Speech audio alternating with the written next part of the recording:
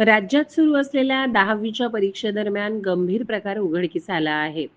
सांगोला येथील एका परीक्षा केंद्रातील स्ट्रॉंग रूममधून भूगोल विषयाच्या 50 पत्रिकांचा संच चोरीला गेल्याने शिक्षण व्यवस्थेत खळबळ उडाली आहे.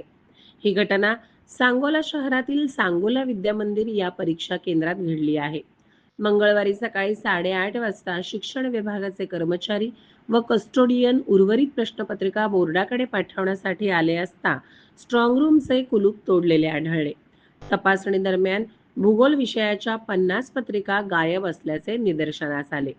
विशेष म्हणजे स्ट्रॉंग रूम परिसरातील सीसीटीव्ही कॅमेरे बंद असल्यामुळे या चोरीचे कोणतेही दृश्य पुरावे उपलब्ध नाहीत. यामुळे प्रकरणातील संशय अधिकच गडद झाला आहे. या घटनेची माहिती मिळताच पोलीस अधीक्षक प्रीतम यावलकर, उपविभागीय पोलीस अधिकारी बसवराज शिवपूजे यांच्यासह स्थानिक पोलिसांनी घटनास्थळी धाव घेत तपास सुरू केला. जिल्हा परिषदेचे मुख्य कार्यकारी अधिकारी कुलदीप जंगम यांनीही शिक्षणाधिकारी कादर शेख व सचिन जगताप यांच्याशी चर्चा करून परिस्थितीचा आढावा घेतला.